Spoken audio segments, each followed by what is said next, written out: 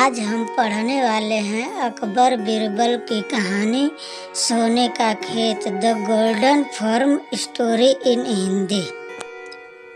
चलिए गाइस, अब शुरू करते हैं। अकबर के महल में कई कीमती सजावट वस्तुएं थी, लेकिन एक गुलदस्ते से अकबर को खास लगाव था। इस गुलदस्ते को अकबर हमेशा अपने पलंग पास रखते थे। एक दिन अचानक महाराज अकबर का कमरा साफ करते हुए उनके सेवक से वह गुलदस्ता टूट गया। सेवक ने घबरा कर उन गुलदस्ते को जोड़ने की बहुत कोशिश की, लेकिन नाकाम रहा। हार कर उसने टूटा गुलदस्ता टुकड़े टुकड़े दान में फेंक दिया और दुआ करने लगा कि राजा को इस बारे में कुछ पता न चले। कुछ देर के बाद महाराज अकबर जब महल लौटे तो उन्होंने देखा कि उनका प्रिय गुलदस्ता अपनी जगह पर नहीं है। तो राजा ने सेवक से उन गुलदस्ते के बारे में पूछा तो सेवक डर के मारे कांपने लगा। सेवक को जल्दी में कोई अच्छा बहाना नहीं सूझा तो उसने कहा कि महाराज, उस गुलदस्ते को मैं अपने घर ले गया हूँ ताकि अच्छे से साफ कर सकूँ। यह सुनते ही अकबर बोले, मुझे तुरंत वो गुलदस्ता ला कर दो। अब सेवक के पास बचने का कोई रास्ता नहीं था। सेवक ने महाराज अकबर को सच बता दिया कि वो गुलदस्ता टूट चुका है। यह सुनकर राजा आग बबूला हो गया। क्रोध में राजा ने उस सेवक को फांसी की सजा सुना दी। राजा ने कहा, झूठ मैं बर्दाश्त नहीं करता हूँ। जब गुलदस्ता टूट ही गया था तो झूठ बोलने की क्या जरूरत थी। अगले दिन इस घटना के बारे में जब सभा में जिक्र हुआ तो बीरबल ने इस बात का विरोध किया। बीरबल बोले कि झूठ हर व्यक्ति कभी न कभी बोलता ही है। किसी के झूठ बोलने से अगर कुछ बुरा या गलत नहीं होता तो झूठ बोलना गलत नहीं है। बीरबल ने के मुंह से ऐसे शब्द सुनकर अकबर उसी समय बीरबल पर भड़क गए। उन्होंने सभा में लोगों से पूछा कि कोई ऐसा है यहाँ जिसने झूठ बोला हो।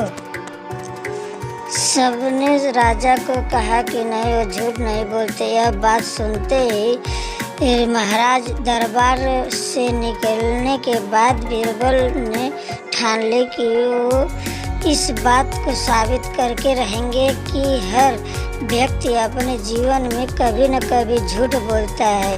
बीरबल के दिमाग में एक तकरीब आई जिसके ने बीरबल को राज्य से निकाल दिया। राज दरबार से निकालने के बाद बीरबल ने ठान ली कि वो इस बात को साबित करके रहेंगे कि हर व्यक्ति अपने जीवन में कभी न कभी झूठ बोलता है। बीरबल के दिमाग में एक तकरीब आई जिसके बाद बीरबल सीधे सोनार के पास गए। उन्होंने जौहरी से सोने की गेहूं जैसी दिखने वाली बनवाए और उसे लेकर महाराज अकबर भी सभा में पहुंच गए। अकबर ने जैसे ही बीरबल को सभा में देखा तो पूछा, यह अब तुम यहाँ क्यों आए हो? बीरबल बोले, जहाँ पना आज ऐसा चमत्कार होगा जो किसी ने कभी नहीं देखा होगा। बस आपको मेरी पूरी बात सुननी होगी। राजा अकबर और सभी सभापतियों की जिज्ञासा बढ़ गई और राजा ने बीरबल को अपनी बात कहने की अनुमति दे दी। बीरबल बोले, आज मुझे रास्ते में एक सिद्ध पुरुष ने दर्शन दिए हुए। उन्होंने मुझे यह सोने से बने गेहूं की बाली दी है और कहाँ से इसे जिस भी खेत में लगाओगे वहाँ सोने की फसल उगेगी। अब इसे लगाने के लिए मुझे आपके राज्य में थोड़ी सी जमीन चाहिए। राजा ने कहा, यह तो बहुत अच्छी बात है। चलो हम तुम्हें जमीन दिला देते हैं। अब बीरबल कहने लगे कि मैं चाहता हूँ कि पूरा राज दरबार यह चमत्कार देखे। बीरबल की बात मानते हुए पूरा राज दरबार खेत की ओर चल पड़ा। खेत में पहुंचकर बीरबल ने कहा कि इस सोने से बनी गेहूं की बाली से सबका फसल तभी उगेगी जब इसे ऐसा व्यक्ति लगाए जिसने जीवन में कभी झूठ न बोला हो।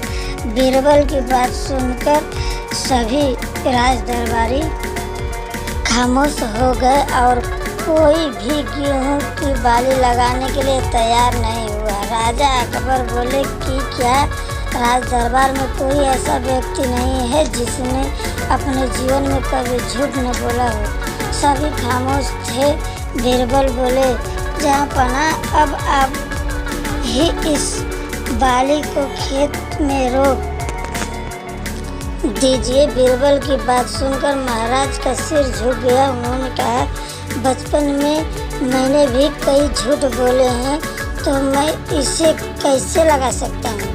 इतना कहते ही बादशाह अकबर को यह बात समझ में आ गई कि बीरबल सही कह रहे थे कि इस दुनिया में कभी न कभी सभी झूठ बोलते हैं। इस बात का एहसास होते ही अकबर उस सेवक बिना सोचे समझे किसी को बड़ा दंड नहीं देना चाहिए। हर काम को सोच विचार कर ही किया जाना चाहिए। साथ ही एक छोटे से झूठ की वजह से किसी व्यक्ति का आकलन भी नहीं किया जाना चाहिए कि फांसी की सजा को रोक देते हैं। बिना सोचे समझे किसी को बड़ा दंड नहीं देना चाहिए। हर काम को सोच विचार कर ही किया जाना चाहिए। साथ ही एक छोटे से झूठ की वजह से किसी व्यक्ति का आकलन भी नहीं किया जाना चाहिए, क्योंकि कुछ परिस्थितियां ऐसी होती हैं कि लोग झूठ बोल देते हैं।